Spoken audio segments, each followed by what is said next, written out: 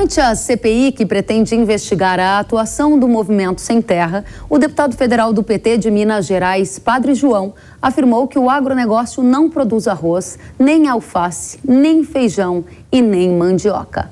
A fala revela desconhecimento sobre a produção agrícola brasileira e fez alguns parlamentares até gargalharem na sessão. Vamos ver. Que no almoço de hoje, meu cardápio que eu alimentei, foi arroz. E o agro não produz arroz. Foi alface. Um tantinho assim. Foi alface. Tem que ir pro Rio Grande do Sul. Ó, presidente. Tem que ir pro Rio Grande do Sul. Mas não vale o arroz vermelho para trabalho escravo. Quem produz arroz é o agro. Deputado. Arroz orgânico. Não. Olha, e é o MST que produz lá no assentamento do Marcon. Vamos respeitar a palavra do deputado. Repõe meu tempo, por favor. 2 minutos e 30 no meu prato, aí, por favor. Presidente, tinha alface. Não repousa o tempo ainda. Tá repondo ali. Alface. O agro não produz alface. Nem feijão. Nem mandioca. Nem mandioca. Então, ele disse que nós estamos aqui porque o almoço de hoje foi graças ao agro. Mais de 70%, tem itens que chegam a 80%, é agricultura familiar, são os assentamentos de reforma agrária que produz. Então é só para informar aqui. O deputado do PT de Minas Gerais ainda disse que 70% ou mais dos alimentos que chegam à mesa dos brasileiros são produzidos também pelo MST. A informação é falsa e o jornalista Marcos Tozzi explica com dados de onde vem a comida que chega às nossas mesas. Olha, esse episódio parece um jogo de truco que é muito popular em algumas regiões do país, em que o camarada, sem ter cartas à mão, jogo de baralho, ele tenta dar um facão, ele blefa, mas acaba passando vergonha ao ser desmascarado. E não é difícil expor o facão do deputado petista. Ele repetiu o velho chavão do PT e de Lula de que a agricultura familiar põe 70% dos alimentos à mesa dos brasileiros. E não é bem assim, longe disso. E aqui não se trata de desmerecer a agricultura familiar, que tem a sua importância intrínseca. A questão é que os agricultores familiares não precisam da falsa propaganda de que produzem 70% dos alimentos.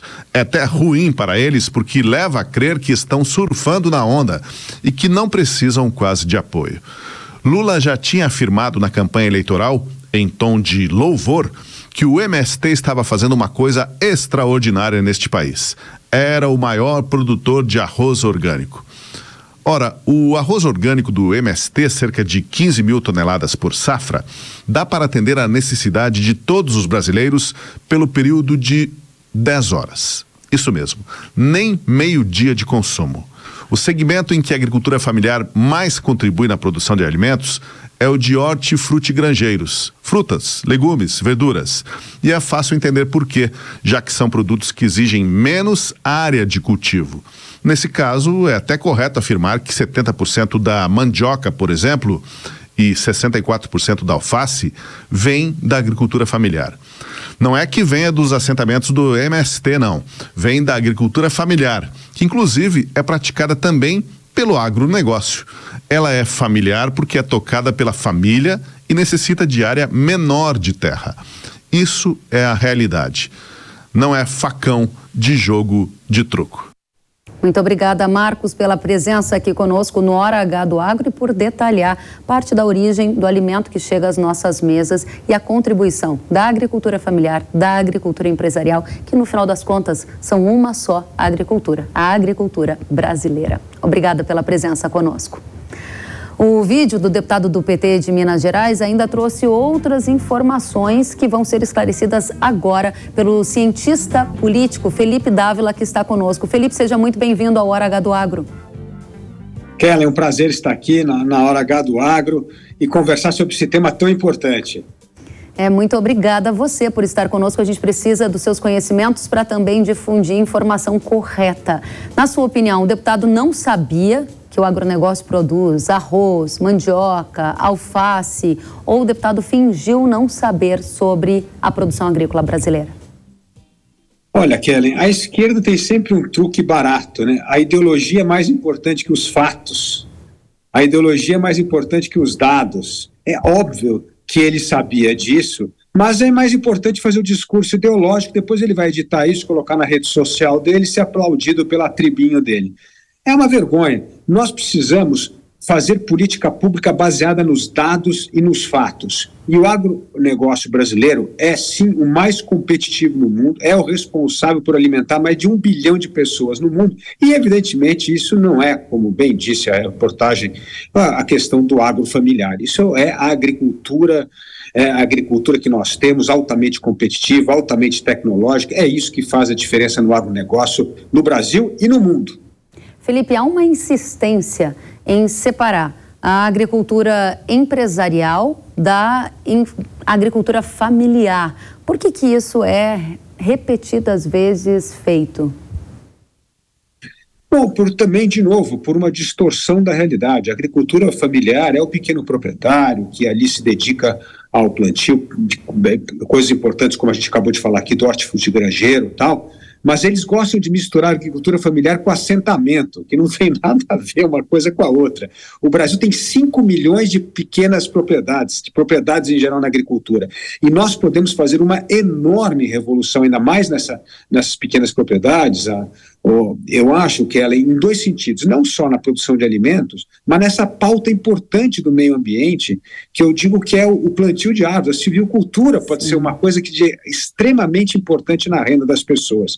Mas eu gostaria de citar um caso aqui importante, como é que o grande agro e o assentamento funciona. E aí com o MST, aqui em São Paulo, Kelly, você conhece muito bem, as grandes usinas ali na região de Araras, em Ribeirão Preto, fizeram uma parceria com os assentados, que é o seguinte: 70% da terra deles, eles arrendam. E 30% eles dão assistência técnica para melhorar economicamente aquela terra e para eles terem uma renda extra. E ainda utilizam a mão de obra desses assentados para fazer trabalho importantíssimo, que é o controle de formiga, que são atividades básicas, né? Mas é então interessante. E esse agro, pergunto se ele quer saber de MST, ele não quer saber de nada, ele quer saber de continuar a parceria com o agronegócio, porque é isso que garante o sustento e a melhor rentabilidade do seu pequeno pedaço de terra. Muito bem, Felipe. E agora uma questão, está aqui na manchete, né? Sim, o agro produz arroz, sim, ele produz feijão, mandioca e muito mais. Será que todo mundo sabe que esses produtos são da agricultura brasileira? É uma boa pergunta. As pessoas sabem quando chega ao supermercado, mas seria muito bom entender a origem desses alimentos, né? Eu, por exemplo, nós tenho ainda uma fazenda, numa região que era grande produtora de feijão, que é o sudeste do estado, ali a região de Capão Bonito, e aliás, a gente vai levar o padre João, deputado petista, para arrancar um pouco de feijão na colheita, para ele sentir um pouco de dor nas costas e ver como é que se colhe feijão na vida prática, né?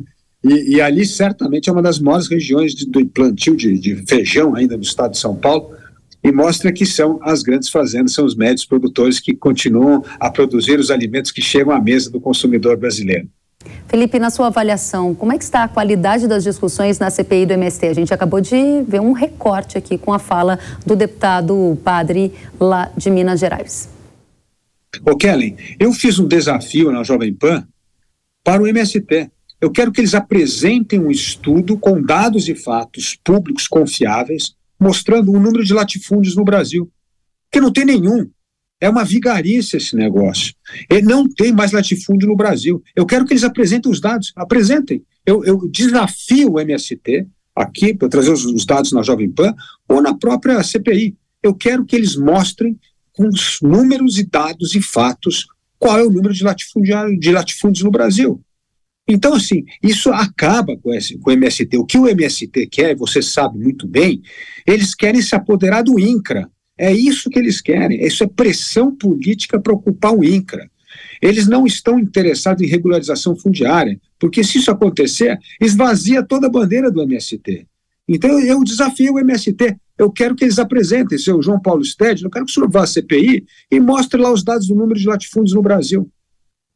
Felipe, está feito o desafio. Aqui no Hora H do Agro a gente vai ansiosamente esperar por esses dados, se é que eles vão vir, né? Agradeço demais pela sua presença, pela análise, cientista político, Luiz Felipe Dávila. Volte sempre. Muito obrigado, Kelly. Um grande prazer. Igualmente, até a próxima.